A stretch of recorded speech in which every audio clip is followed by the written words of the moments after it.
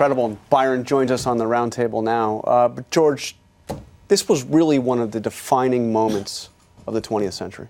It was. Martin Luther King said rightly, he appropriated American rhetoric, saying, I'm not trying to change America, I'm trying to reconnect with the American past.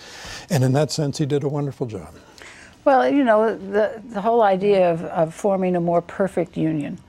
And over the centuries, we have tried to perfect this union. And this was a moment of really trying to perfect it mightily. But there was tremendous fear. I remember it very well. My father was majority whip of the Congress at the time, a deep Southerner, very close with President Kennedy, and the fear of violence that was palpable, and the fear that it would ruin the cause of civil rights. That was the real terror. But it was also, for a little girl, I was not yet 4 when I watched it at home with my grandmother, who was with us, and to hear those words, free at last, and to believe that at some point life would be better, that things would change, and to have witnessed the amount of change I've seen in my 50-plus years. It's amazing, it's incredible, and yet, if Dr. King were alive, he would still be marching today. Marching to raise the minimum wage, to ensure that workers could organize. He would be marching for the same values that he marched for 50 years ago. No question about that, right, Byron? Yeah, without a doubt. In talking to John Lewis, he talks about how the dream still lives, that only the down payment has been made. He very focused about jobs. But there was also an optimistic spirit to Congressman Lewis and to Andy Young, men who were there. And they talk about, for instance, that while those numbers are real about employment, about poverty, one number, for instance, in 1963, there were only 365,000 blacks who had a college degree. Today, there are 5.1 million. Consider in 1963, you all could have treated us like dogs, Don and I, and it would have been okay. Nothing would have happened to you.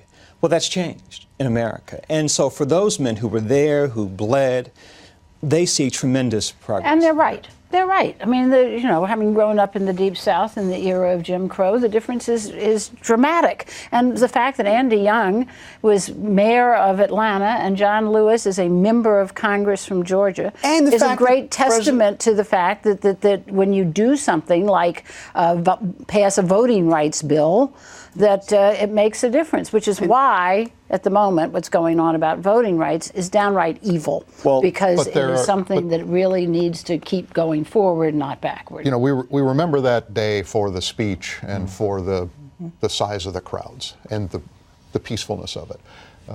We forget that this was the March for Jobs and Justice.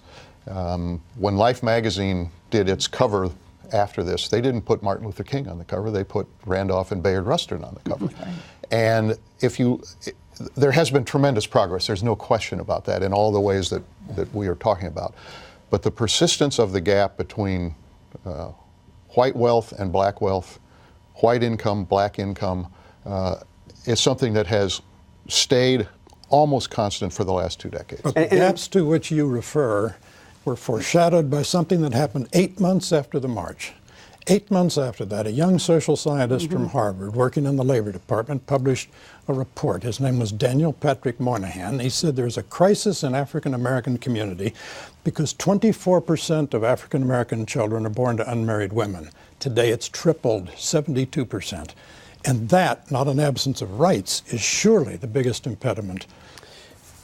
Donna, you know, it'll be incredible on Wednesday to see President Obama giving a speech from the very spot. Right. By the way, a dangerous thing to do. I mean, easy to be overshadowed. But what's interesting is that there is pessimism even among African Americans about what's happened under President Obama. Look at this poll from Pew just this week. 26% of African Americans say the situation for black people has improved over the past 5 years. 21%, almost as many, say it's gotten worse over the past 5 years. Well, I think we have to look at the Great Recession of the last few years that has left African-American families devastated.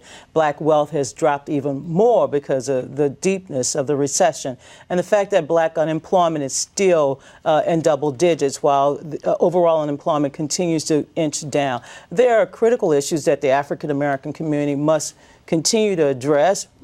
clearly education being the most important passport out of poverty, the criminal justice system that takes too many of our young lives and then they disappear, impacting the black family itself. But there's no question, 50 years later, with a black biracial president standing before the American people, declaring once again that dream remains, that dream is still alive. We're almost out of time. I do have to ask you, Dan, the Washington Post the day after this.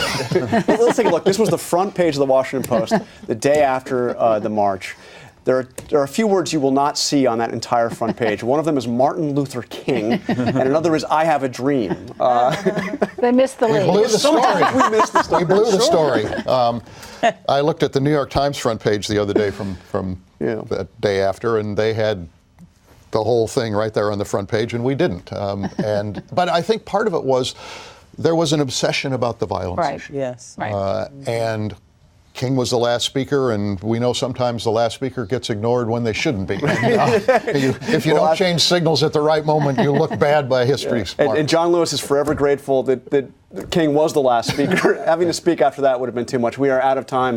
Thank you very much, Byron. Really an amazing piece.